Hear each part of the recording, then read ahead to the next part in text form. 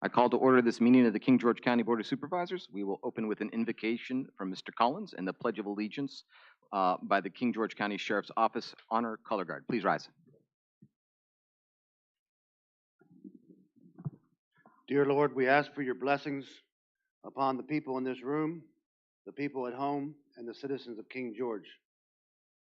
We especially ask for blessings for the future of Vic Mason and Miss Hart as they move forward from their dedicated service to this county. We pray that they have a restful, peaceful, and healthy retirement. We thank the law enforcement officers that are here and at work, along with our EMS. We ask that during this season that we try to show peace and love to each other. In your name we pray. Amen.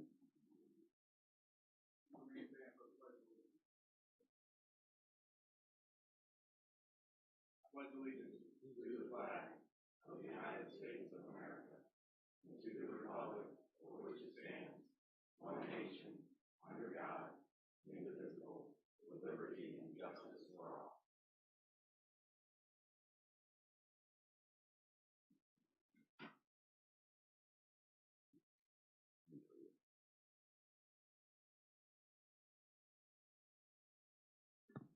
Thank you, everyone. So we do have an award presentation here that we're going to do now, so we don't have to wait through the whole meeting. So I'm going to come down. We have a couple of resolutions that we're going to read and honor for the opportunity to honor both Mr. Vic Mason and Miss Judy Hart, who have served this community as our clerk of the court and as our commissioner of the revenue for a number of years. So I'm going to come down now. I'm going to read those, and then we're going to have a little award ceremony. So.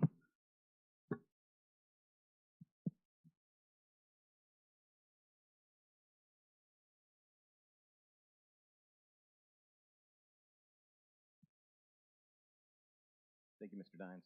So we're going to start with Mr. Mason. Mr. Mason, I'm going to ask if you would come up.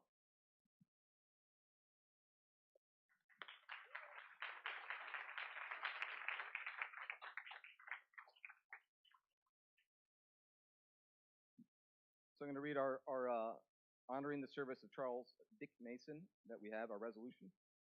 Whereas the clerk of the Circuit Court, Charles Dick Mason, retires on December 31st, 2023, after completing outstanding service to the residents of King George County, Virginia since 1994, and whereas since 1917, the Mason family has served King George County as clerk of the Circuit Court, beginning with Lawrence D. Mason, then V. Elwood Mason, and now Charles Dick Mason. Whereas with each generation, King George residents have voted to pass the duties of the clerk of the Circuit Court to a new member of the Mason family, and whereas in addition to his career, Dick Mason has also served his community in other capacities, including as co-founder of the Fraser Mason Some Gave All Foundation, which provides aid to wounded service members, and co-founder of the Sergeant Nicholas Conan Mason Memorial Scholarship, which provides financial aid to graduates of King George High School, both of which provide assistance to the community in honor of his son, who served in the global war on terror. And whereas Dick Mason is a supporter of various other community organizations that gave back to King George, including his loyal contributions as a volunteer for the annual Disabled Veterans Hunt at Caledon State Park, which assists veterans hunting for deer. And whereas Dick Mason made many lasting contributions to his field, served on various boards, and received a multitude of recognitions during his tenure, including serving as president of the Virginia Court Clerks Association, as well as overseeing the design for the construction of a new courthouse opening in 2024. And whereas Mr. Mason has earned the admiration and respect of his colleagues and the residents of King George, Virginia for the dedication, collegiality, professionalism, and sense of humor he has exemplified over his 30 years of service. And now therefore let it be resolved that on December 5th, 2023, the King George County Board of Supervisors hereby recognize and celebrate the outstanding service of Charles Dick Mason and calls upon the residents of King George to join them in congratulating Mr. Mason and his family for their over 100 years of collective service to the community, adopted this day of December, 5th day of December, 2023.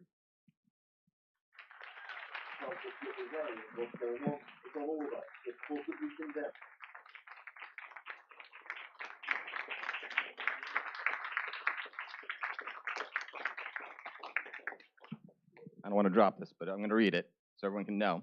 Lifetime Achievement Award, Charles Vic Mason, as recognition for your relentless dedication and service to King George County as clerk of the Circuit Court for 29 years.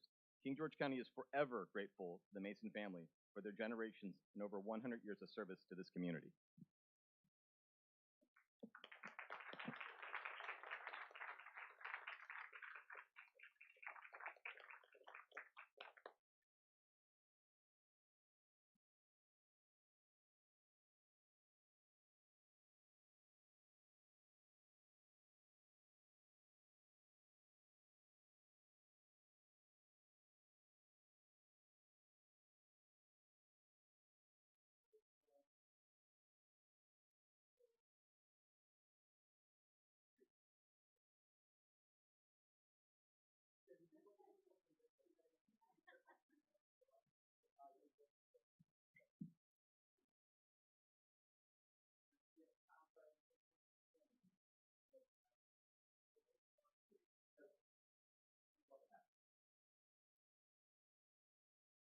Cannot let him win.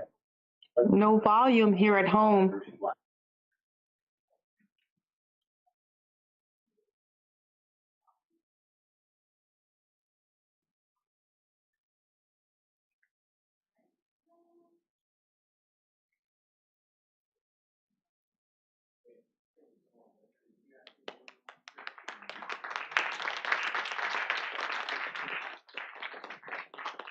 Very briefly, anything that they say of my accomplishments directly related to Christine, Carly, my dad, they've done a good job of making me look good. And then Jimmy always says they all the nice things. But the support of the board, the rest of the board, nothing that hasn't been a community. Thank you all.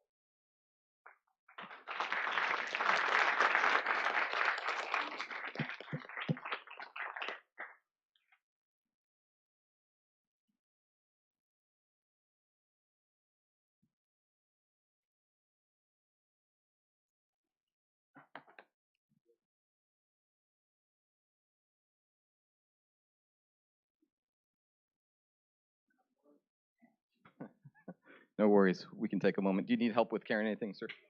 You got okay? On my own thing. Okay. I appreciate that. I don't want to be the one that would be responsible for that, but okay.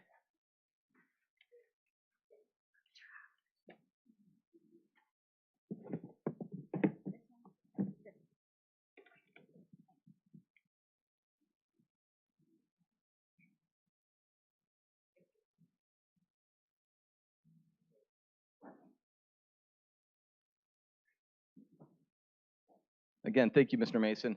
So, as I said before, as we read during the resolution, Mr. Mason served in there for approximately 30 years, and the Mason family, when he told me this, served over 100 years. So that's amazing. So we have another one coming up here, Ms. Hart, who has not quite as long, but I have been blessed to have the opportunity to serve with her during my whole term, and I believe it's whole term as Commissioner of Revenue as well. So I have a resolution also. So it is honoring the service of Judy S. Hart.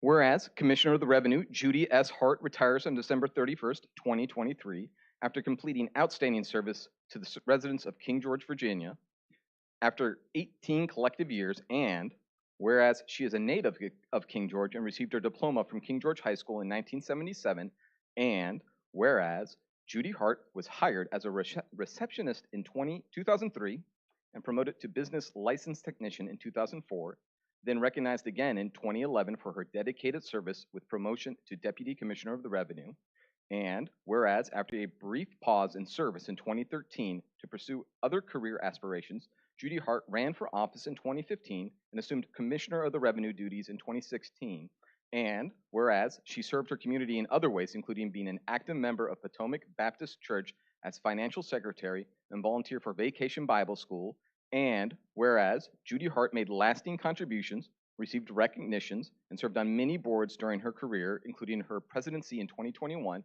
of the Tidewater District Commissioners of the Revenue Association of Virginia, which afforded her to notably assist in the organization's celebration of its 100th anniversary, serving on the Oversight Committee for the annual conference, and Whereas she has earned the admiration and respect of her colleagues and the residents of King George, Virginia, for the dedication, professionalism, and spirit she has exemplified over her 18 years of service.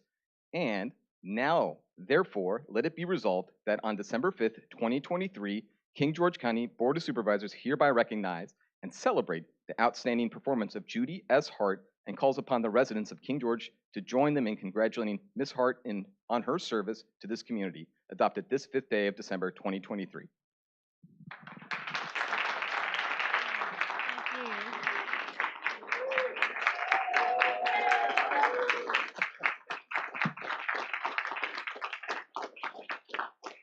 So again, I'm going to read our recognition.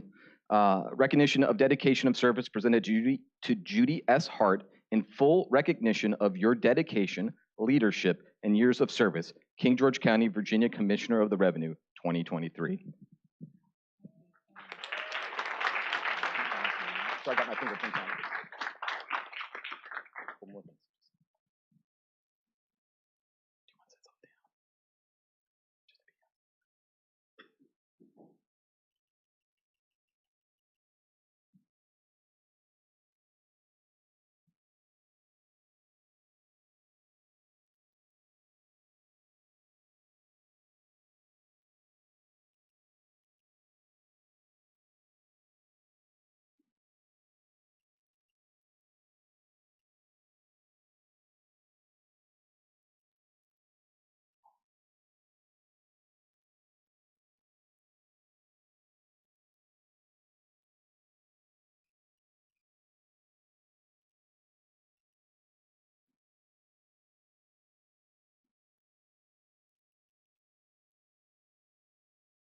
Ms. Hart, again, thank you so much. We really appreciate your service that you've provided to our community.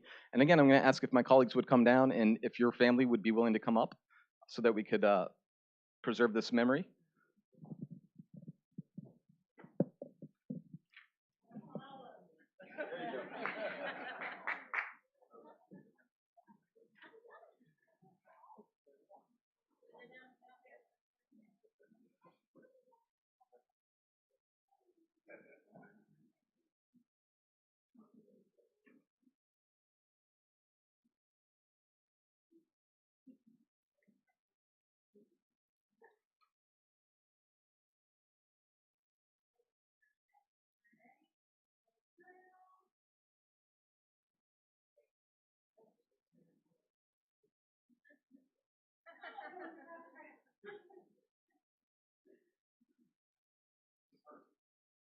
Would you like to share? You don't have to, but you're welcome to if you'd like.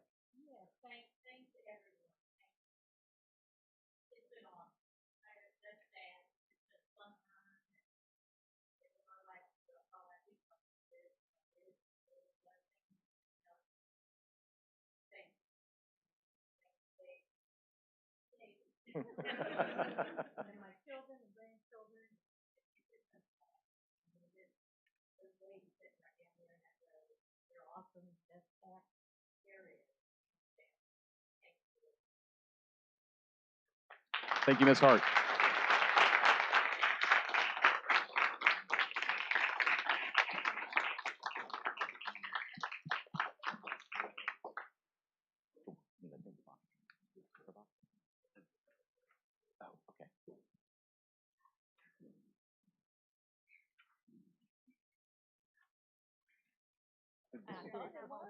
Oh, okay. This was the box for your, yes, ma'am. Thank you so much.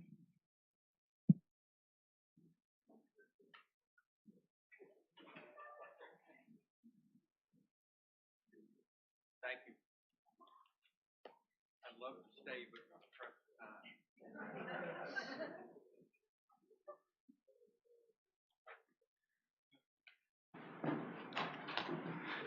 Thank you all. Thank you so much.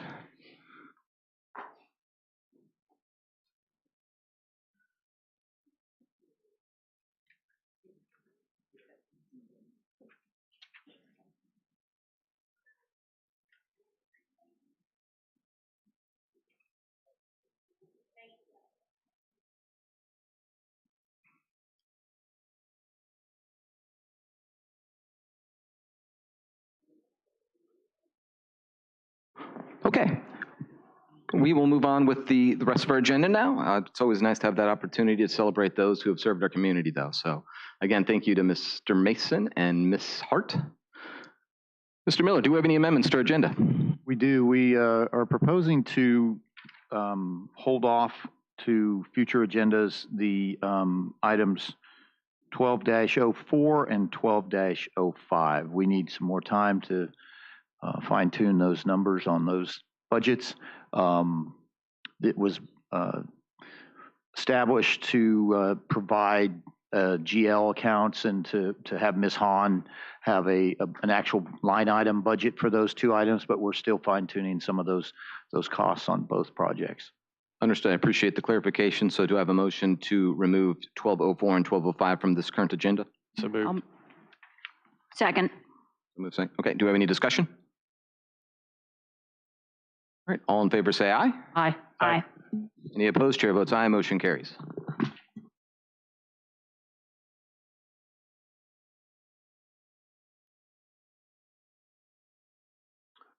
Okay, we will move on to public comment. Public comment will be limited to 3 minutes per person in order to afford everyone an opportunity to speak. Please, when you do come up, state your name and your address at the time of your public comment. And if the public comment relates to any particular public hearings, please hold your comments until that time. The floor is now open for public comment. Good evening, Mr. Chairman and members of the board. Thank you for your attention to the issue of noise in our county. Thank you for asking Mrs. Lackey to work on updating the noise ordinance. Thank you, Mrs. Lackey, and your staff for your work on this. Obviously, Mrs. Lackey will address the noise ordinance as part of her presentation, but as a member of the public who has advocated for updating both the county's noise ordinance as enforced by the sheriff, as well as the noise limits that are part of the community design standards for the zoning ordinances, I have some specific questions that I would ask to be addressed as part of the board's discussion on the proposed noise ordinance amendment draft. Number one, it is indicated by the public agenda to be a draft, so I'm assuming that since it's labeled as a draft, no action other than discussion and potentially setting a public date is to be taken tonight. Is that correct? Number two, if you look at page 4 of the draft, you see industrial standards for continuous noise measured in dBA for the daytime at 70, and at nighttime for 65, and for impulse sound at 75 day or night. Why do we have a different set of dBA standards than those offered in Division 10 general noise standards of the proposed zoning ordinance, which I just had Mr. Dines hand to you? Is it because this draft is only for industrial uses that are more than a half mile away from any other non-industrial uses?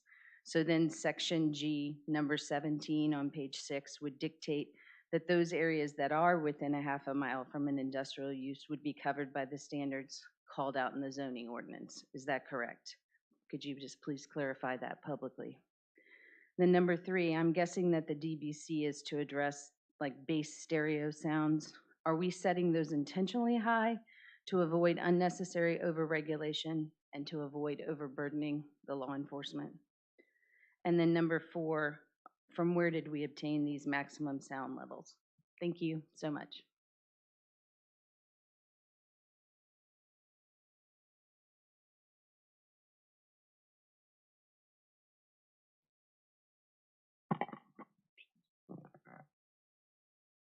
Hi, my name is Ana Maria Lobo, and I live in Presidential Lakes. Tonight, I want to thank you for your service to the county. I know it's sad that some of you are leaving. I would also like to thank Mr. Chris Clark and his staff for the annual King George Christmas tree lighting. It was amazing.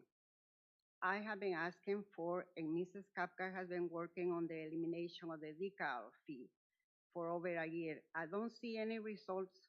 What bothers me is that when you decide to raise a fee or tax, it goes into effect instantly. A good example for that is our water bill, or increase our taxes without any warning letter. Why can't you do the same with the decal fee? Speaking of taxes, for the last 2 years, you have been collecting taxes on cigarettes, the landfill, and the fees for the rescue squad. Is any of this income going to be used to pay down the county's debt, or is going to be used for more spending?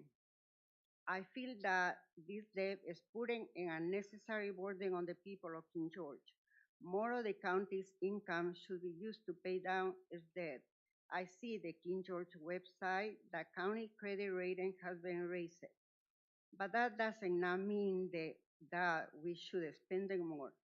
I have good credit score, but I will not keep a good credit score if I keep spending more money than I can afford it. We are spending $40 million in a new courthouse.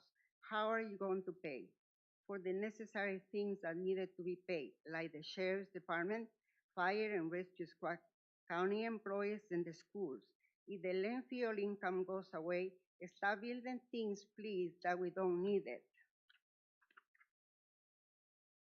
I think one of the candidates for supervisors lost because she was honest about wanting to raise taxes in the county. Thank you for listening to my opinions on these issues. Thank you.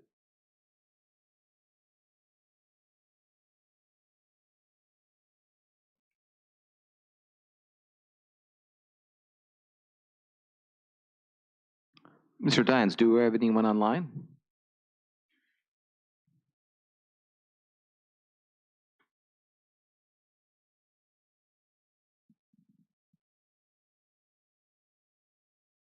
No, Mr. Chairman. Did anyone receive correspondence to be read into the record? Ms. Binder? Thank you. I received this correspondence earlier this evening.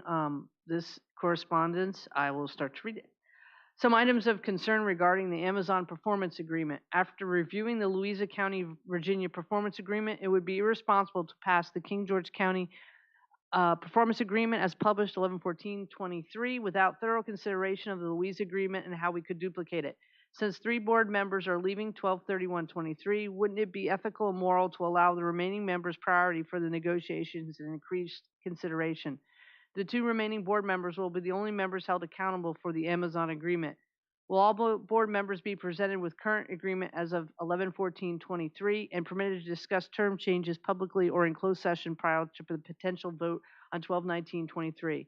If all board members are not permitted to assist with negotiations, then there is a gap in representation for King George citizens. Will this be addressed to the public as to why some constituents are not afforded representation? Again, please change or redo the Amazon Performance Agreement to benefit King George citizens and set up the county for success. The agreement as of 11/14/2023 will be the anti-example for all other counties negotiating other performance agreements with Amazon for data centers.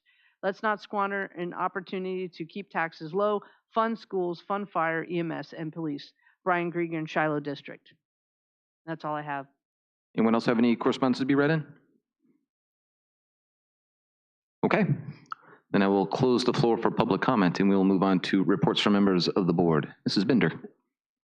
Thank you very much, Mr. Chair. I know Mr. Mason, Ms. Hart left. Mr. Mason, I had the pleasure of serving with him on the courthouse committee, and he took, and his staff took a lot of detail on making sure that the taxpayer money was well spent, and we have a nice looking courthouse and a good courthouse that will serve all the citizens. And I want to thank him for his and his family's service, and I appreciate immensely what they've done for our community. For Ms. Hart, a lot of people didn't know, and I confirmed it when she came up. She was a school bus driver, and anybody who was a school bus driver for 16 years, I got to give them a lot of kudos to be able to do that, and her wonderful personality being a school bus driver, and what she brought to the Commissioner of Revenue's office and her staff. And just to let you know, there's an award over in Ms. Hart's office, and I asked her about it. It came from a citizen, and he called it the Taxi Award because he feels that he gets good service every time he comes in there, and he gave their staff an award, and I thought it was kind of cute and appreciative to her service and her staff service. So I want to thank both of them for their accomplishments and their service to King George. I also want to congratulate the King George football team and the athletes that have a chance to pursue their dreams in college. It's a lot to get to the state meet. I know I was there once myself. It takes a lot of perseverance and hard work, and I congratulate their efforts. And unfortunately, they just missed it, but they can never take away the memories that they have. I still remember it. It was 1986, so it's been a long time. So I congratulate all of them on their accomplishments. And it's just to think that what King George, our young people, for every time since I've lived here, the accomplishments for a lot of teams, softball, volleyball, track, cross country, football, basketball, one period of time, and other sports like swimming, and even the rifle team. I see a young lady, and I forget her name, and I wish I remembered it. I always see her pop up on Facebook that she's doing well at Ohio State, and people don't realize how well our Sergeant Major is in the back now a school board member. The program that he started, how many athletes they are as rifle members that go on to college and are successful in sports you don't even know are sports.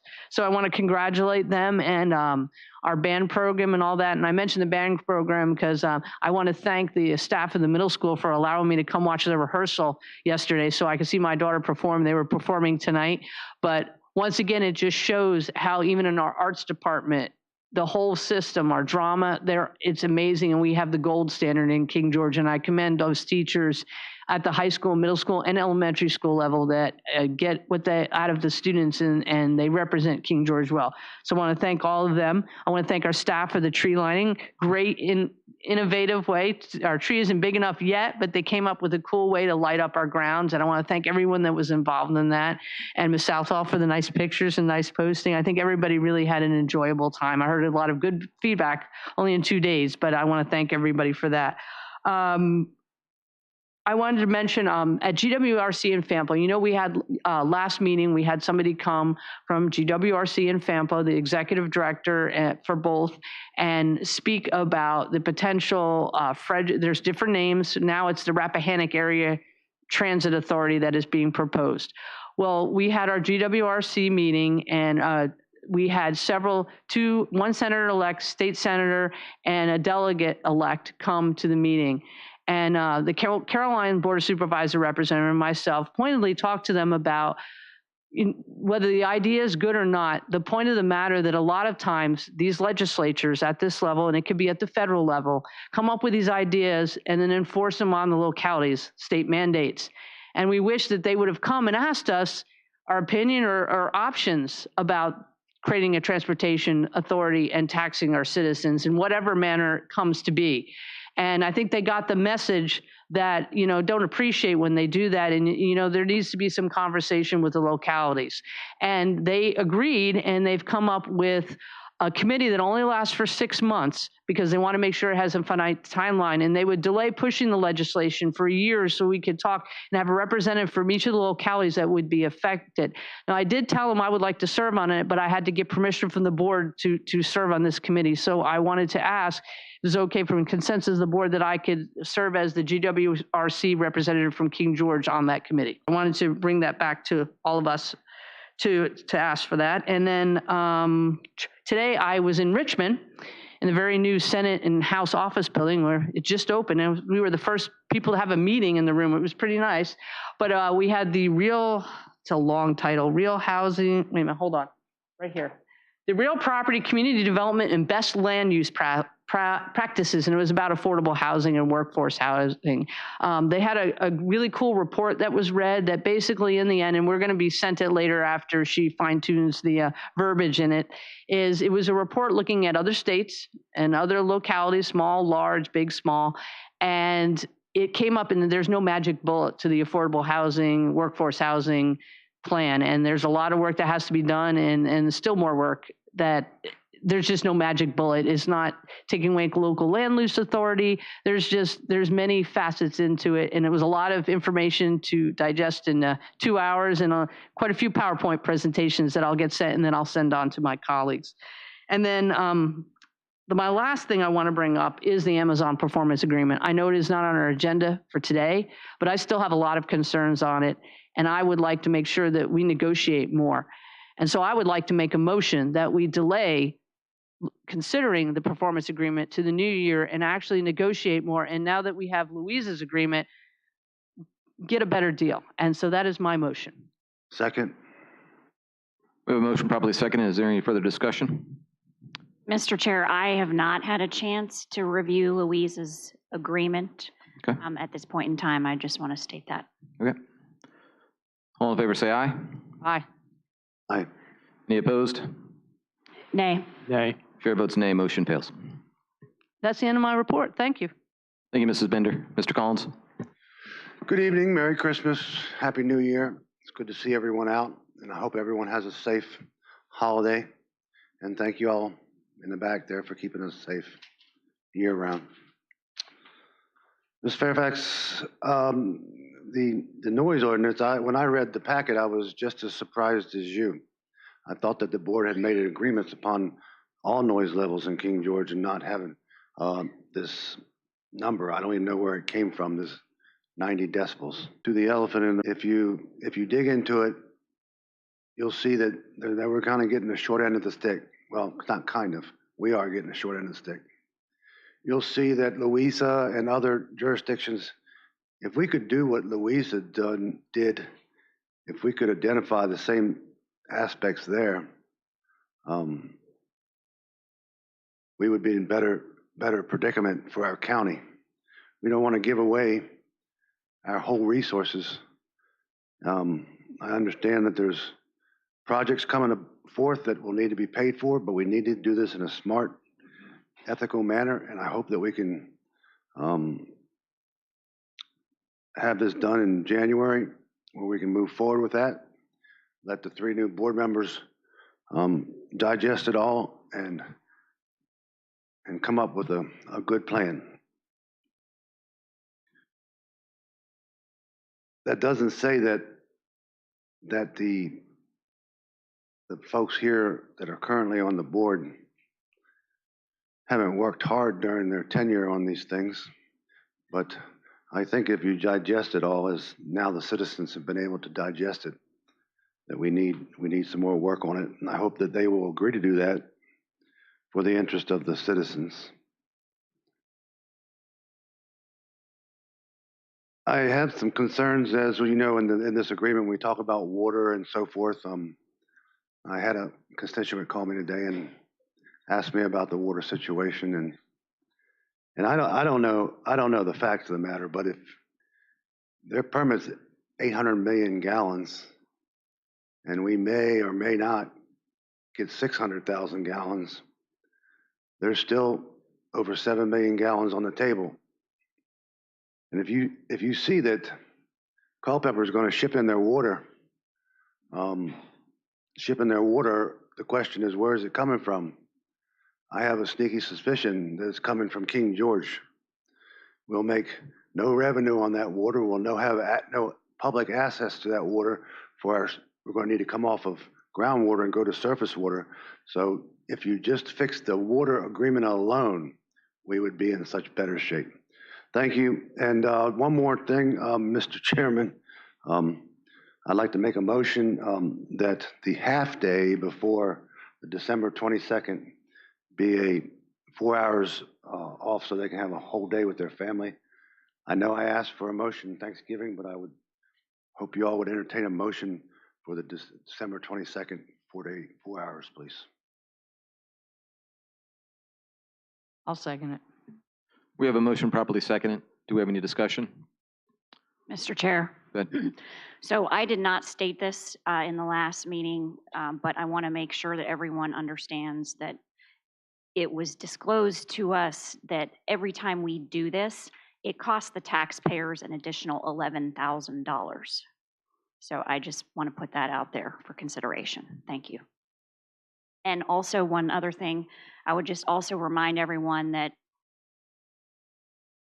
if we have certain constitutional offices, if the courts are still open, then those employees need to be there.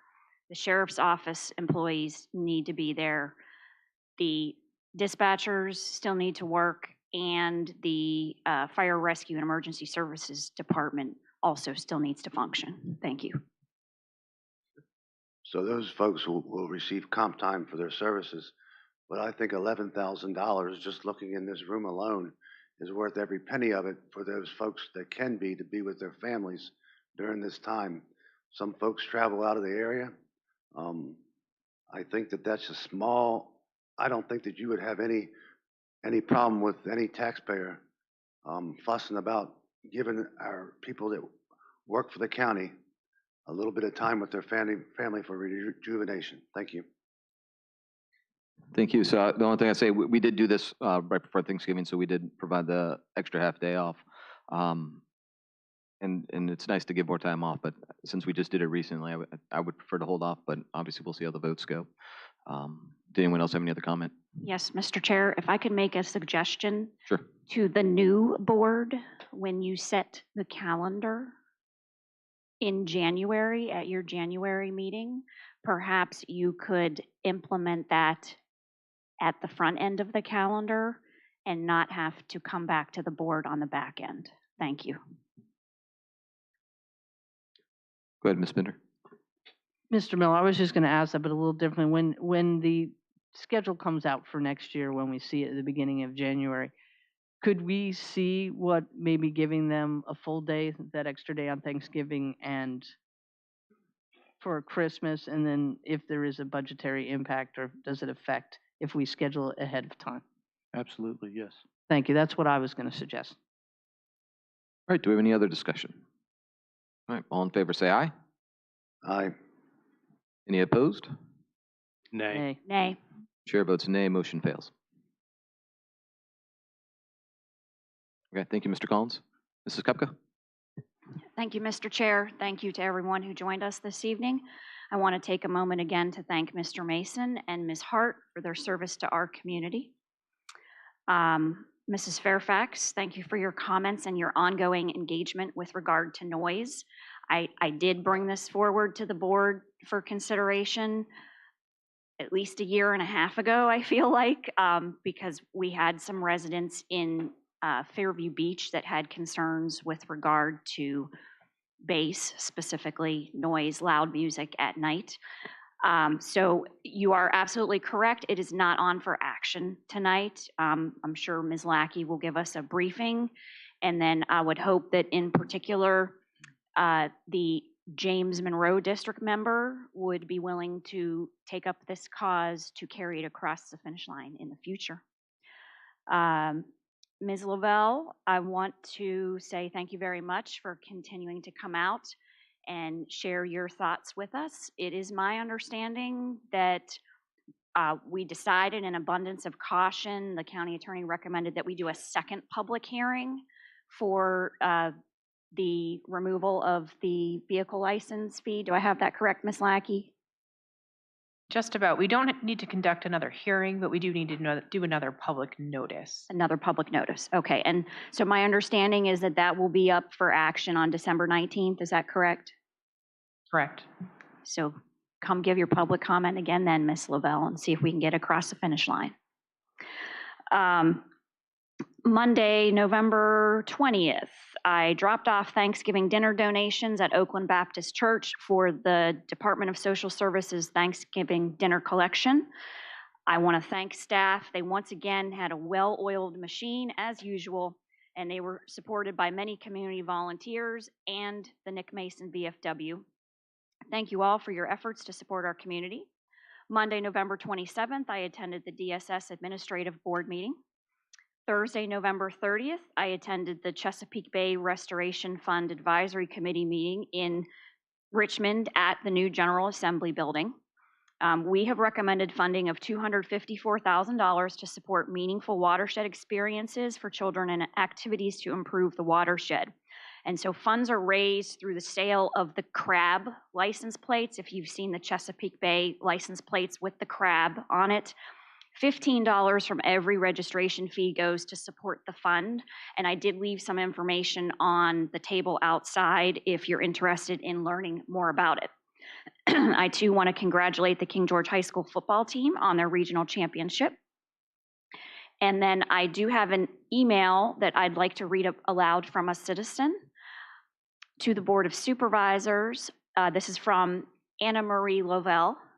I want to ask that you recognize the outstanding job that the staff of the King George Parks and Recreation has done in the past and in the present. Chris Clark, Lorenzo Smith, Vivian Shelton, and Kevin McDowney, along with their staff, are doing an outstanding job for the community. The people of the Parks and Recreation are doing a great service to seniors, young people, especially for the children of our community. My daughter started using their services when she was 3, which was 45 years ago. Of course, volunteers are needed for an organization like this. I remember 45 years ago, I worked as one along with Mrs. Marilyn Johnson and Mr. Terry Collins. In closing, I ask that you convey my thanks to King George Parks and Recreation for all their services to King George County for all these years. So I'd like to have that entered into the record of the meeting, if I could, please. Thank you, Mr. Miller. And I have spoken to the Director of Human Resources to see if that could be placed in the employees. The employees have been notified, and if that could be placed in their personnel files. So thank you very much for sharing your compliments of that department. And with that, that's all I have. Thank you, Mr. Chair. Thank you, Mrs. Kupka. Mr. Stonehill. Thank you, Mr. Chair. Just say thank you for everybody that came out and spoke. Also just wanted to say thank you to Vic Mason and Judy Hart for all their years of service. They've been great, and you know, like the resolution said, the Masons family has been here an awful long time, so we will be missing him thoroughly. Just got an email this afternoon from David Beal from VDOT that said the CBT in Richmond has finally passed the no-through trucks for 206 Dahlgren Road. And he did say that after all this time, it's coming. They're going to be working on signage now, and then it will be up to the sheriff's office and the state police to enforce that no-through truck on 206. That has been asked for years and years, so it's finally happening. Another thing, I have an appointment. I've missed this, but on the Social Services Board is a vacancy for Dahlgren, and I would like to appoint Mrs. Carrie Gonzalez to the DSS Board. Second. We have a motion properly seconded. Do we have any discussion? All in favor, say aye. Aye. Aye. Any opposed? Hey. Chair votes aye, motion carries. All right, thank you for that, guys. And Mr. Chair, if I could just, there's a birthday person in the room. I just wanted to say congratulations and happy birthday, Lieutenant Simmons from the Sheriff's Office. He finally made the half-century club. And after Mr. Simmons has been here, I think, serving the county for 29 years here, if my math is correct. I just wanted to say thank you and welcome to the 50s. Happy birthday, Jimmy.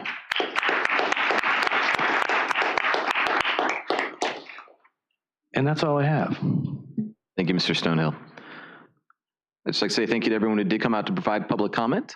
I'd also like to say, again, offer my thanks to Vic Mason and Judy Hart for their service. We've been blessed by them being in our community and what they've done for us, and they will be missed. And I have every confidence that their successors will be able to do a great job as well, but they will be missed in the county buildings regularly. So thank you to them for what they have done for us. Other thing I would like to just say is thank you for the tree lighting ceremony yesterday. There's so much county staff that goes into making sure that happens. General Properties and in the South Hall for doing the decoration and getting it all set up. Parks and Rec for coordinating the whole event and having it all set up and ready to go. The Sheriff's Office for making sure that everyone's safe with in regards to traffic safety. The elementary school chorus was there. This high school band was there. The Mars Hills Band, I believe is what their name was. So just a lot of different organizations and just different groups there to make it a successful event. The King George Historical Society was open for people to go in and see what they have in the museum right there. So it was a great event, and I really appreciate all the staff that makes that happen and provides that opportunity for citizens and for all the citizens that came out. It was a good turnout, and thankfully it turned morning. It looked a little dicey, a little bit of rain, but it cleared up and it was a pretty nice evening actually. So it was a pretty good event. So that is all I have. And we will then move on to the consent agenda. Mr. Chair, I move adoption of the consent agenda. Second. We have a motion properly seconded. Do we have any discussion? All in favor, say aye. Aye. Aye. Any opposed? Chair votes aye. Motion carries. Thank you. We will move on to public presentations. We'll start with the county attorney's report. Ms. Lackey, I believe you have a couple of items, but we'll start with the proposed noise ordinance amendments. Yes, good evening. So earlier this year, in fact, I believe it was the springtime, so it's been a long work in progress. I received board direction to consult with internal stakeholders about possible changes to the county's existing noise ordinance. The reason for the long and deliberative process has been that I've been actively following what the Planning Commission and the consultants' recommendations have been to the zoning ordinance. So I didn't want to jump ahead of what changes might be made to the zoning ordinance. So to address kind of the primary question that was raised by Mrs. Fairfax, this is if the zoning ordinance doesn't apply to some reason. So this is the, if you'll you might want to refer to this as the nuisance noise ordinance. So this is the noise ordinance that is enforced by the sheriff's office. It's subject to criminal penalties. It is not the same as the zoning ordinance that's proposed in the zoning ordinance overhaul that'll be considered by this board at your next meeting, which does provide for development standards for industrial. So this would, in large part, it would not even apply at all to industrial facilities. There's very few industrial facilities that are not county owned at this point in time. So this would apply to anything else that falls outside of the zoning code. And you'll see it in the exemptions if you scroll down. There's an exemption for what is enforced by the zoning ordinance. So it's not meant to be duplicative. And so the levels were set at just, of course, as proposed in the draft, in large part with the assistance of Assistant County Attorney Jessica Washington, who did a great deal of research on ordinances from other jurisdictions. And we did not want to be, necessarily too heavy-handed. So we were trying to find a happy medium. And also we were trying to accommodate what this ordinance conceptually includes both impulse sound, so that's just a sudden loud noise, versus continuous noise, which was not included in the prior ordinance. So you'll see those levels for impulse sound are louder than for continuous sounds. In addition, there is proposed levels set for sea level noise, that's base noise levels. And those are not very common in Virginia, honestly. We had to look to other jurisdictions outside of Virginia and largely more urban areas. So those we set even higher than some urban areas because of the continuing rural nature of a lot of points in the county. So kind of as a little bit of a pilot, if you will, we added in sea-weighted sound pressure with the support of the sheriff, but we set it at what we thought were comfortably loud levels so that it's not going to be something that's going to require a great deal of enforcement. And in fact, much of the enforcement is, a knock on the door, turn down the noise ends, and that's the end of the enforcement activity in most cases. And that is as we hope. We hope people want to be good neighbors and want to come into compliance. So that is one of the intents of the ordinance. So this is a draft. I did ask Ms. Fish to begin notices of public hearing in the event that you all wanted to consider this simultaneously with the zoning ordinance at your next meeting. So you have the option to do so if you'd want to proceed with a public hearing on that date. If you decide not to, that is completely within the prerogative of the board. Does anyone have any questions for Ms. Lackey? Go ahead, Mr. Collins. So, Ms. Lackey, the maximum sound level is measured in dBA daytime, maximum sound level is measured in dBA nighttime, maximum sound level is measured in dBC daytime, and maximum level sounds measured in dBC nighttime. And you have two categories, continuous and impulse. So the industrial is On the top one, 75 for impulse, and then the maximum sound levels dBA nighttime is 75 for industrial, and then it goes down to the maximum levels dBC for industrial is 90 and 100, and then goes down to 80 and 90. So are we going to be able to go knock on the door of Amazon and tell them to turn it down for the impulse noises? If you're familiar with the Northern Virginia, that was one of the problems which the Fairfax has brought forward to this board. And so I don't see how that complies with the original will of the board. So this provision would not override the proffers that were included in the Birchwood application. Trying to find the exact provision. In the exceptions, item 17 of the exceptions is activities or entities for which applicable zoning ordinance provisions or particular conditional zoning, that's the Birchwood proffers would be a conditional zoning, or special use permit impose more stringent requirements. So there would be no knock on the door by the sheriff. Those would be enforced solely through the zoning provisions. I thought we agreed on maximum levels for industrial, whether they were Amazon or other, unless it was the impulse noise for such things as hunting and so forth like that. But as far as an industrial or commercial use, the 100 is for the impulse sounds is pretty loud. So the zoning ordinance includes community development standards, they're called, for noise in industrial districts. So that will apply to new industrial operations.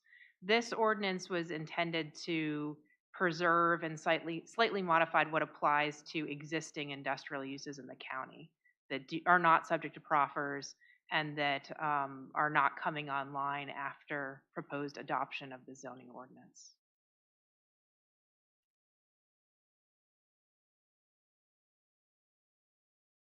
Do we have any other questions for Ms. Lackey? Yes, Mr. Chair, just a point of clarification. So if I'm reading this correctly, Ms. Lackey, section 810-3 of the draft zoning ordinance that we'll be considering on December 19th, it talks about industrial noise standards.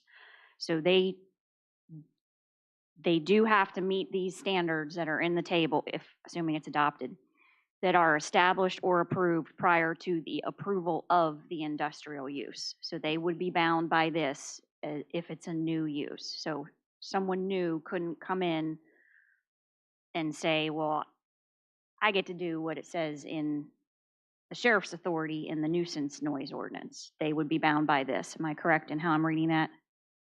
Right, so any new use that's proposing a rezoning to industrial or a new use that's coming to an already industrial area, they would be subject, assuming adoption of the new zoning ordinance, to those more strict standards that are enforced by community development and not by the sheriff's office. Okay, thank you. So with that clarification, I am willing to move forward with a public hearing at the next meeting if it's the will of the board. Mr. Collins, you had something else? So when you talk about these numbers, so Amazon in their proffers has a certain number, but how about the data centers afterwards? Why wouldn't they be held to the same numbers by ordinance instead of by proffer? So it doesn't seem all inclusive to me. So at least what I heard, and maybe coming from a different perspective, maybe it'll sound different. Any new industrial activity that will come in after the overhaul goes into place, let's assume it gets voted on the 19th and it gets approved. Once that goes into place, any new industrial uses that would come to the board or just come to the county and say, I would like to build something, and if it's a data center, it's a data center, then they would be beholden to those zoning regulations, which would include the 55 and the 60 as it's proposed in the overhaul. This as I understand from Ms. Lackey said, though, you have other industrial activities that are in the county currently. And so those new ordinance overhauls will not go into effect for those industrial activities. They won't be beholden to those noise ordinances in the zoning changes. But we do have an existing noise ordinance that's in place that applies to everyone. And so this is an overhaul kind of that overarching across the county and would cover all of those activities because it's not part of zoning, it's just part of county ordinance. Is that a correct summation, Ms. Lackey? Yes, so if the board wanted to match what's in the zoning ordinance, you could, but effectively there would be, it would not apply to existing industrial uses. So this is intended to, in large part, preserve what's in effect for existing industrial, and then the zoning ordinance, if it is effectuated, would apply to new industrial uses in the county. So why would we want to pass this on the 19th when the 3 members still need, they had, when we were going through it, they had a lot of comments that were overlooked in that ordinance. So why would we want to have that? Why wouldn't we postpone that till January? So that is the prerogative of the board. On the 19th, there's also an application for a training facility that involves gunfire, and there are statutes that provide that you have to, you cannot be, you can be no more onerous by ordinance for ranges than you are in your noise ordinance as of that date. So that is another reason you may want to consider action on the 19th, although you will notice in the current exceptions, it does exclude lawful discharge of firearms. So as currently drafted, it would not provide any more stringent restrictions on that particular project, but that was one of the reasons to my thinking of to bring this forward to the board if you chose to act, if you wanted to have concurrent adoptions. But even if you hold the public hearings on the 19th for both this and for the zoning ordinance, it's within the will of the board whether or not you actually enact either or both of those proposed ordinances. So for the training center, couldn't you just do that specific ordinance update so they could comply with it instead of doing the whole kit and caboodle? And by the way, the second word in, I didn't understand. I'm not a smart man. I don't know what that word meant. I started with an O.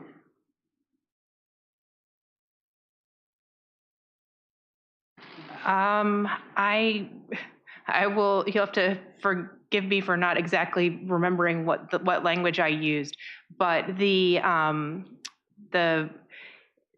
a state statute that says your ordinances can be no stricter, by ordinance you can be no more strict to a gun range than what your local noise ordinance is in effect at the time that they receive their approval. So effectively, because there's a current exemption, if this ordinance even were to be passed, it excludes the lawful discharge of firearms. So if they are lawfully discharging firearms, it would not have necessary effect on that particular permit. But I'm bringing it forward for discussion by the board in case there are stricter provisions that the board wishes to pursue. Mr. Chair, I have a motion. Yes, ma'am. I move to direct staff to conduct a public hearing regarding the draft noise ordinance amendment on December 19th. Second. We have a motion properly seconded. Do we have any further discussion? I'm thinking here, thank you, Mr. Chair. Just clarification, this sets in there, it's the sheriff's office that does the monitoring, correct?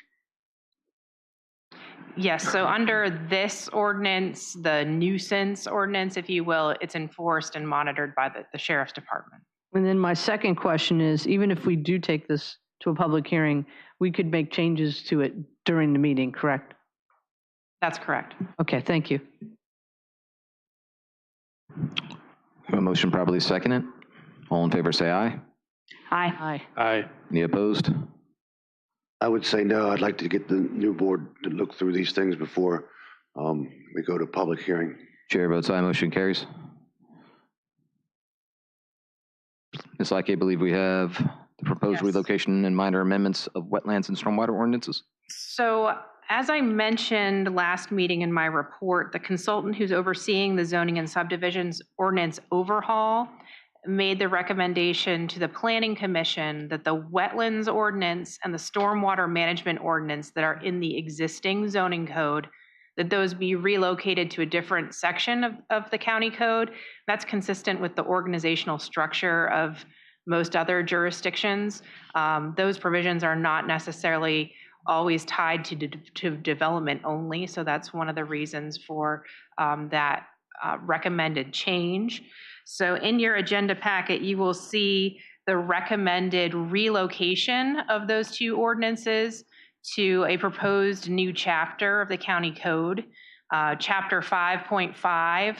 I know it's a bit of an odd number, but that is a way to put it into the county code right before chapter 6, which is erosion and sediment control.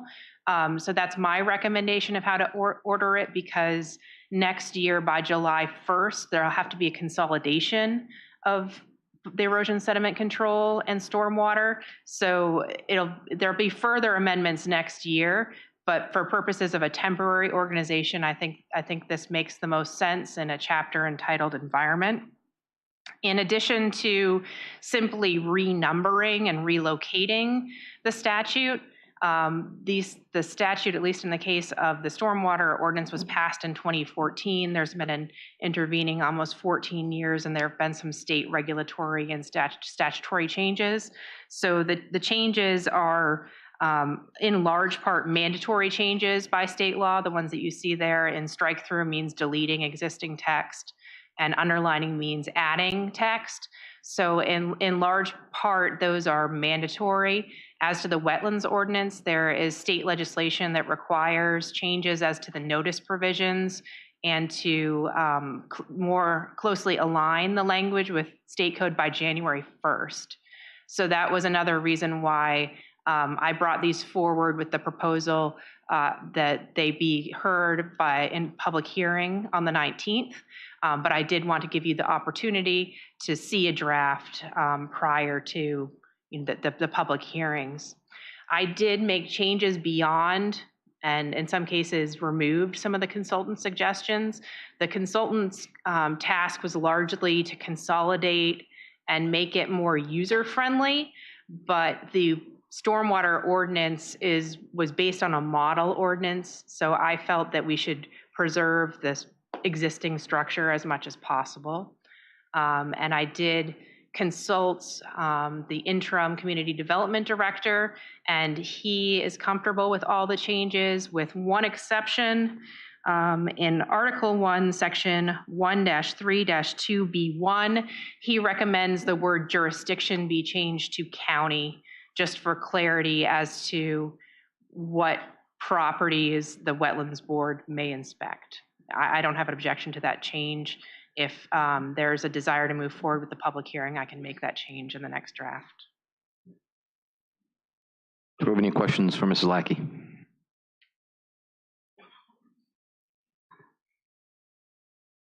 Okay. Mr. Chair, I have a motion. Go ahead.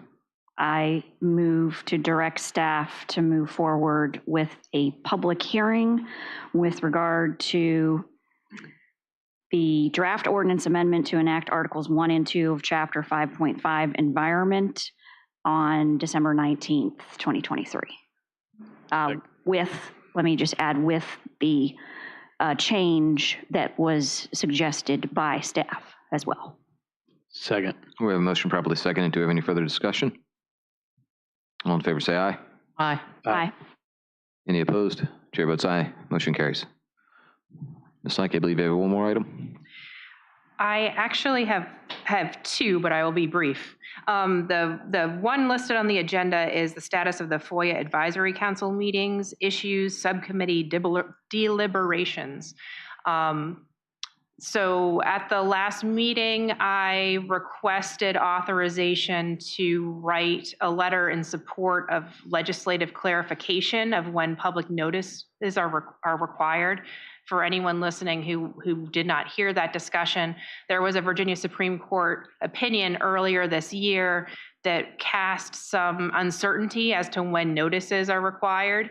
So if 3 supervisors are present at the same place at the same time, and there's any possibility that they might discuss something that might come up on a future agenda, you're supposed to notice it. So that is a kind of a tough bar. And so I drafted a letter that was submitted to that subcommittee, which held a hearing on November 22nd. The subcommittee seemed to have consensus that a legislative change is needed, and they talked about a couple, but they couldn't reach consensus on what the change should be. So it sounded like they're going to ask the full FOIA, Freedom of Information Advisory Council, to consider the issue of legislative changes whenever it next meets. Senator Stewart is a member of that council, so I copied him on the letter that was sent to the subcommittee. So that is the update on that. And then I did have an item, it's not on the agenda, that just came up within the last couple days, and it is brief. The Board of Supervisors enacted a policy in 2004 for use of the county seal. And if you'll recall, when the Historical Society asked for use of the county seal, I wasn't able to locate the forms that were referenced in that policy, so I created a license agreement in that particular instance. In the past week, we've had a couple requests that seem to perhaps merit less scrutiny than an application process and formal approval of the board. So I wanted to raise those for your attention if you wanted me to change the 2004 policy and bring it back to you, or if you wanted to authorize either or both of the particular uses. The uses in question, there's a homeowner in Hopyard Farm who would like to display a flag with the county seal on his property. So according to the policy, he would need to submit a form and pay a fee as established by the county administrator, and then get approval by the Board of Supervisors. And then the second instance is that a delegate-elect, Hillary Pugh Kent, has requested a plaque with the King George seal to be in her office, which it strikes me that the board would like to perhaps consider an amendment of the policy for honorarium type circumstances by the legislative delegation. So I would be amenable to having both those that you brought up be allowed. I was sure that there would still need to be changes to the existing procedures or policies, but Yes, so I believe if it's consensus or even by motion, the board could authorize those 2 particular uses, but I would be happy to also look again at the policy on use of the county seal, perhaps provide a more informal process for uses that are for non-commercial use and that are kind of in keeping, I think, with how we would think the county seal might reasonably be displayed. okay. So we'll start with the first one that was in Hopyard for flying it. Is everyone amenable to allowing that individual? Go ahead, Ms. Binder. It just seems silly that we have an amendment against people flying the county flag on their property, and that needs to be changed because a citizen of King George should be able to fly a flag of King George without getting permission. It's just, that needs to be changed. I understand what you're saying. It's just a matter of the way it was with it being our seal and the limitations on what people can do with the seal. So I don't disagree with you that it needs to be fixed, but yes, let's start with first the individual who asked to be able to fly the flag. For both of them, to be honest, that's fine. Yeah, okay. We should be honored, but we need to fix that one. I agree. January. But those 2 uses, is everyone amenable to those? Okay, and then obviously I understand Mrs. Binder's stance on making updates to the policies. Everyone amenable to having Ms. Lackey bring back some updated policies that would not be so onerous? Okay, thank you. And could we also ask Ms. Lackey and myself to, come up with a fee? I don't want to be the one who has to tell somebody they have to pay something, With the use of the, right. I mean, if there's some kind of a direction that you all want to give us, because I don't want it to be, it changes for one person as opposed to another person. I I would think. imagine if it's a non-commercial use, there would be no fee. That would be kind of what I'd say. That would be a fine fee for me to provide them Yep. with information on. And it just, yeah, that's kind of how I would take it. Okay. Mr. Collins, did you have something you wanted to share? So we all agree that the hop yard person can fly the flag. Is there an opportunity tonight to make a motion to allow others, residential people, to fly the flags of King George County? So I'm not sure if it's, because currently it's required by case-by-case basis. I'll ask Ms. Lackey, though, could we make a blanket tonight, kind of a blanket availability? You could. You might want to give some thought to the manner of display, because I think part of the reason for the restriction is you still want to have respectful display of the county seal to the extent you want. Ms. Southall, Ms. Washington, and I've had some brief discussions. So we were thinking, if someone wants permission to create a flag, perhaps it needs to be on a solid color background or something like that, so that it's respectfully displayed. But we could also come up with some more options if you wanted us to work on a policy. I was speaking about that specific flag right there, the King George seal with the white background of King George's flag. So you're saying just that flag, that iteration, it couldn't be any other iteration? I would say for now, yeah, that one right there. So Ms. Lackey, could we make a motion to say that the King George? Yes, I think you could authorize use of flags in the manner of the example here in the boardroom, and then we could develop a process if people want to do something different. Okay, so someone would like to make a motion, they're welcome to. Or can we do that just board agreement, or should that be a motion? I think since there's an existing policy, a motion would probably be good. I will make a motion that we allow the citizens of King George to be able to fly the flag as represented behind us, free of charge, and that respectfully, whenever they want to. So we have a motion. We have a motion properly seconded. Do we have any further discussion? Just a point of clarification, when you say free of charge, that means they don't have to pay in their application to do so, right? Correct. Because they're gonna have, they'll be they may provided, have to buy a flag from somewhere, it's up Right. to them to pay for it. I'm not even talking about it. I'm saying they should not have to pay a fee to fly the flag. Correct. They have to buy their own flag. We're Thank not you. providing flags. Yep. Okay, Nor make application. and we can remove the application?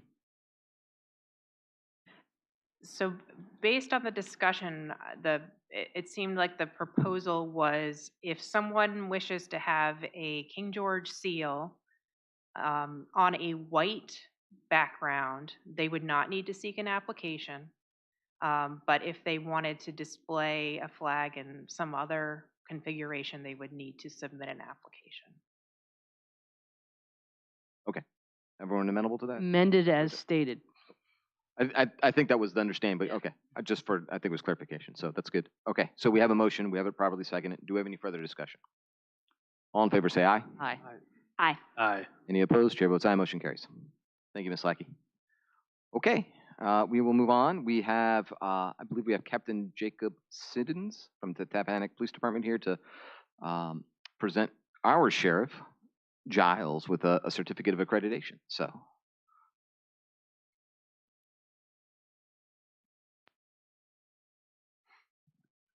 Thank you, Mr. Chairman, members of the board. I'll let them file in.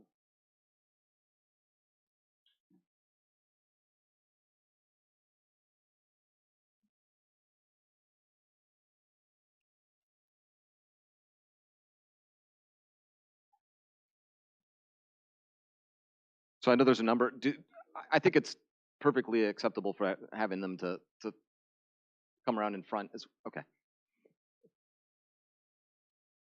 I appreciate y'all letting me come speak tonight.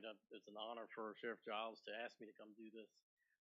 Again, my name is Captain Jacob Siddons with the Tappahannock Police Department, and I'm also a the master assessor for Biloxi, which is the governing board that accredits law enforcement agencies around the Commonwealth.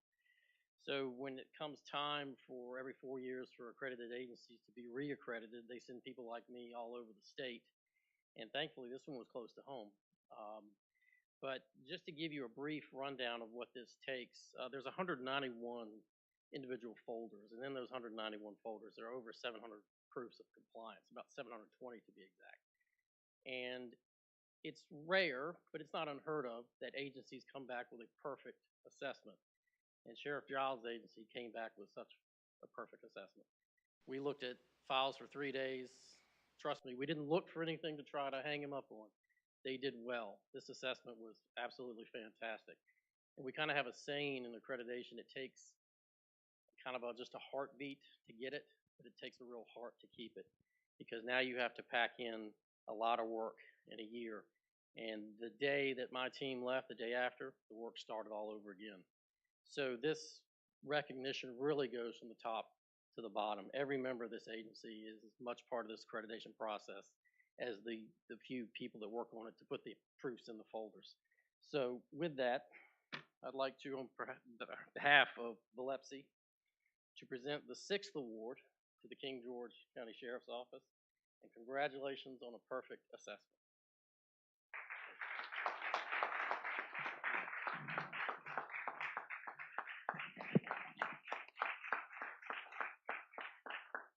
Thank you, Captain Suddens. Mr. Chair, members of the board, it's very humbling to be able to get this award to begin with, but to get the 6th award. And it's not me, it's them. And that's a fraction of my employees that work every day to make sure that this happens. And for 24 years, we've been an accredited agency, and it's because of the work that they do. And I just want to publicly thank them while they're standing in front of me right now for the hard work that they do for this county and to stay within the policies and procedures, because like what Captain Seddon said, to get a 100% return with nothing, with no violations it's not unheard of, but it's kind of rare. And if I'm not mistaken, First Sergeant Ward can bat me out, this is the 2nd time we've been able to do that. We did it under more than that, under the guidance of Sheriff Dempsey and Dobson, and then of course my 4 years here, we were able to do it, and it's just very humbling. And I just want to thank them for the hard work that they do, and thank you as well. Thank you.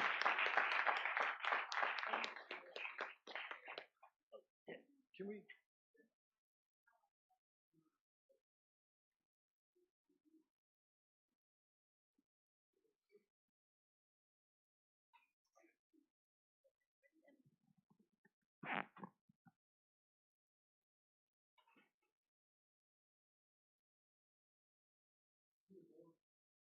Yes, actually, surprisingly. Could we move 3 of you guys in?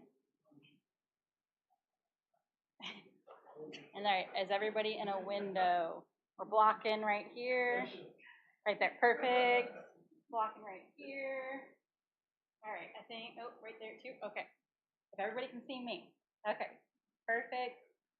1, 2, 3, and I'm a little short, so we're gonna do this. All right, perfect. Thank you.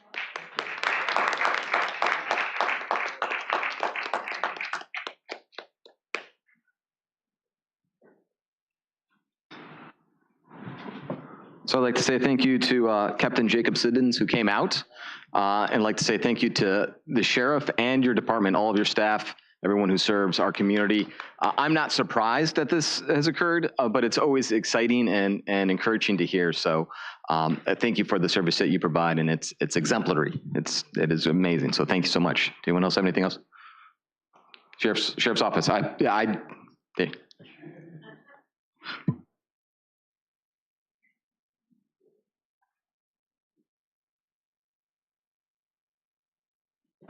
Okay, we'll move on to action items. We'll start with the Department of Finance, transfer remaining payroll special salary budget to King George County Schools. Ms. Hahn?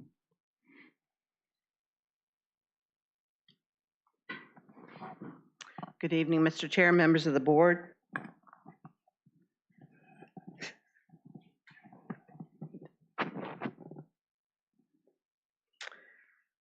At the Board of Supervisors meeting on October 17, 2023, the board approved the transition of the payroll specialist for the schools from the County Finance Department to the King George County School System. Additionally, this transition was discussed by the King George County School Board on October 23, 2023. The King George County Schools then advertised the position as it was vacant and made an offer to the new employee who started yesterday, Monday, December 4th. At this time, the remaining salary and benefits for fiscal year 2023-2024 budget for the payroll specialist should be transferred to King George County Schools to cover the position. So I ask that you authorize the county administrator to transfer $40,702 from the finance budget salary and benefits line to King George County Schools. Does anyone have any questions for Ms. Hahn? Okay. So moved. Second. We have a motion properly seconded. Do we have any further discussion? All in favor say aye. Aye. Aye. Chair votes, any opposed? Chair votes aye, motion carries. Thank you, Ms. Hahn. Next we have, make sure I know we had a couple we moved, but I believe it's still Ms. Hahn, right? Department of Finance amend and appropriate 2023-2024 operating budget for additional state funding for the library. Yes, sir. The library director received notice from the Library of Virginia that the approved state funding for library books was $206,907. This is $30,859 over the estimated amount of $176,318. Each year, the state estimates the available funding, but sends notice of the final funding to the library director. So at this time, I ask that you authorize the county administrator to amend the fiscal year 2023-2024 operating budget for the additional $30,859 state library funding and to appropriate the funds. Do we have any questions for Ms. Hahn? So moved. Second. We have a motion properly seconded. Do we have any further discussion? All in favor say aye. Aye. Aye. Aye. Any opposed? Chair votes aye, motion carries. Thank you. Ms. Hahn, I believe, yes, thank you. I believe that is the last item that we had for you, but Mr. Messler? Personnel Policy 4.2 Healthcare. Good evening, Chairman, Board. During the past fiscal year budget process, the Board of Supervisors approved the implementation of a retiree healthcare program, which was implemented effective with the new budget July 1, 2023. Upon review of our current personnel policy 4.2 healthcare coverage, we found that this needs to be updated to be included in this program. In the board report, I show the current, the way the current policy is written, along with a recommendation as to how to word it and implement the program that you established July 1st into a new updated policy. And it is our recommendation that after you review it, that you would adopt it as presented. Thank you, Mr. Messler. Did anyone have any questions?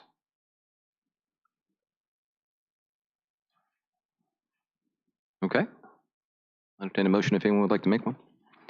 I move to adopt and implement the updated 4.2 healthcare coverage policy as presented. Second. We have a motion properly seconded. Do we have any further discussion? All in favor say aye. Aye. Aye. Any opposed? Chair votes aye. Motion carries.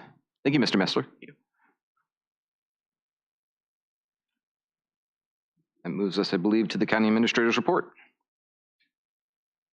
Thank you, Mr. Chair. As Mr. Dine is pulling the information up, I just wanted to,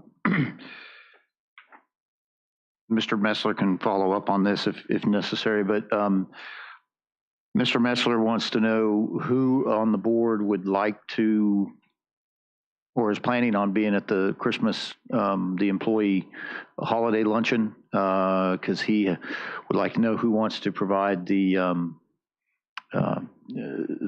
Making a Difference Award, who wants to go ahead and do that. He has some information that he'd like to, have them point out in terms of the biography of the folks that are getting that award. And if it is the entire board that's going to do it, then we'll let Mr. Messler work with all of you. But I didn't know if anybody wanted to take the point on that.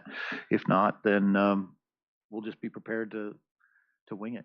I am planning to attend the holiday lunch. So maybe we'll let the chair do it then. That's usually what's been done, so. I certainly would, it's always fun to do those kinds of things. Okay, that's all we needed. Just on here, you just have again, on the 13th at 12 at the Citizen Center, 12 to 2 is the annual holiday luncheon.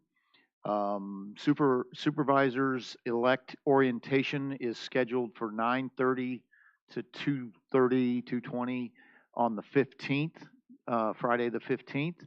I know that we certainly encourage anybody that does want to be there. I guess we do need to worry about open meetings, but I know that the folks that are going to come in as new supervisors, we intend to give them a nice overview of county functions and responsibilities. I know Ms. Lackey has a good portion of the agenda. There'll be an opportunity to hear from the department heads about whatever priorities and activities they have going on in their department. I believe Ms. Bender and I believe Mr. Collins are planning on being there, so we're certainly welcome their comments as well as existing supervisors.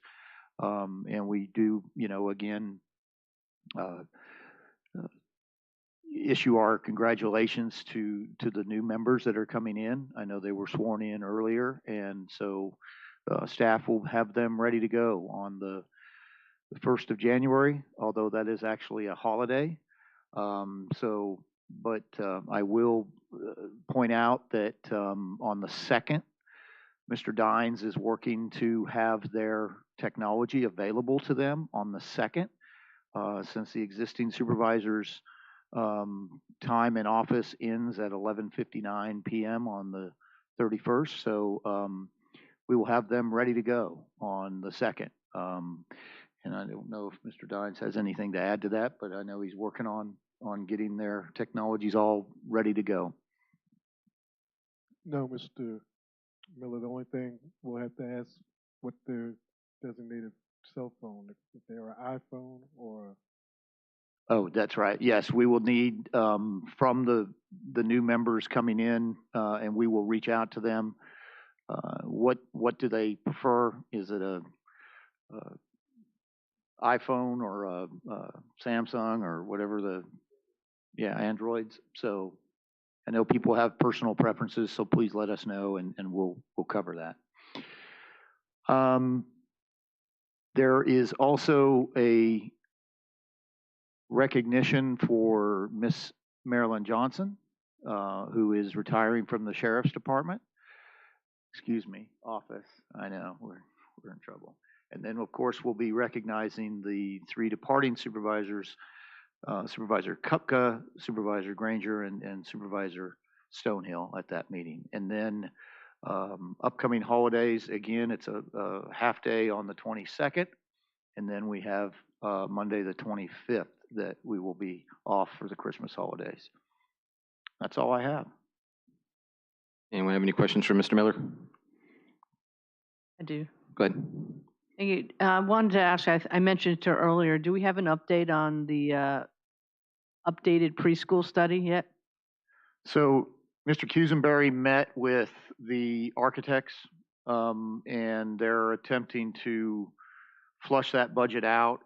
We had plans to, again, as I said, we had to remove those items because they're still working on some final costs, at least to give you a solid number.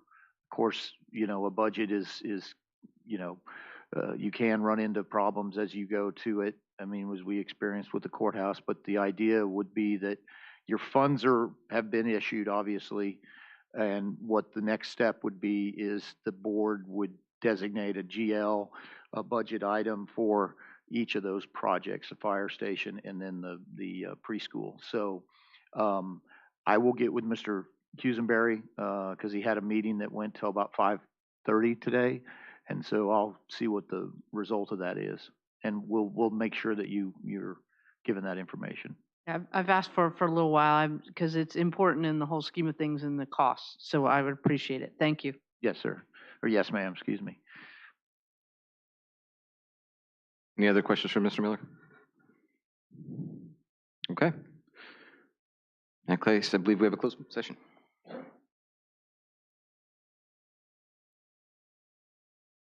I move that the King George County Board of Supervisors convene in closed session for discussion of, one, actual or probable litigation and proposed amendments of the landfill host agreement pursuant to State Code Section 2.2-3711A7 for consultation or briefing with legal counsel regarding actual litigation, and State Code Section 2.2-3711A8 for consultation with legal counsel regarding specific legal matters, and two, discussion and consideration of the performance and compensation of the county attorney pursuant to State Code Section 2.2-3711A1. I invite the county administrator, county attorney, assistant county attorney, and director of solid waste and recycling as needed because they are deemed necessary and/or their presence will reasonably aid the board in its consideration of one or more of the topics to be discussed pursuant to Virginia Code Section 2.2-3712F. Second. We have a motion probably seconded. Do we have any discussion? All in favor, say aye. Aye. Aye. Any opposed? Chair votes aye. Motion carries. We are in closed session.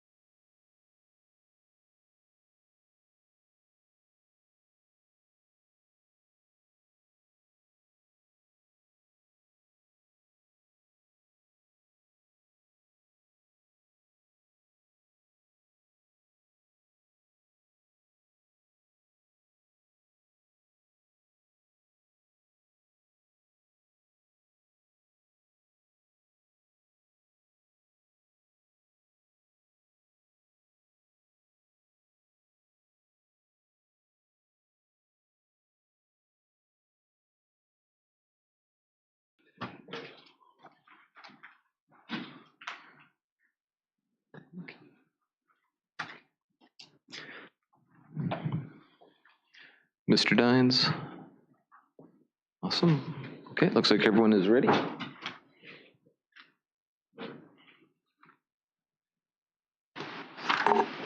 I move that the King George County Board of Supervisors return to public meeting and certify by vote that only public business matters lawfully exempted from open meeting requirements by Virginia law, and only such public business matters as were identified in the motion convening the closed meeting were heard, discussed, or considered during the closed meeting.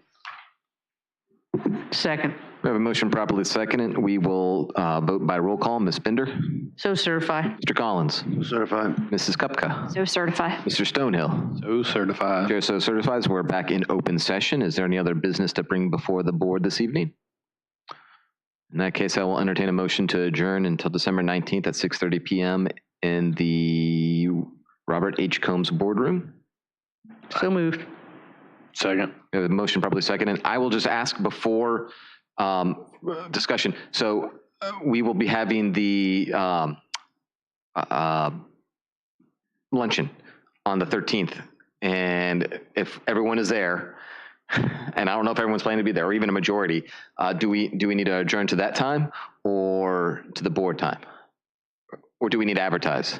We have advertised, Okay. But it's not a formal agenda. Okay. So I think you can adjourn to your next formal agenda. Okay, I appreciate it. Thank you. In that case, is there any other discussion? All in favor, say aye. Aye. Any opposed? Chair votes aye. Motion carries. We're adjourned.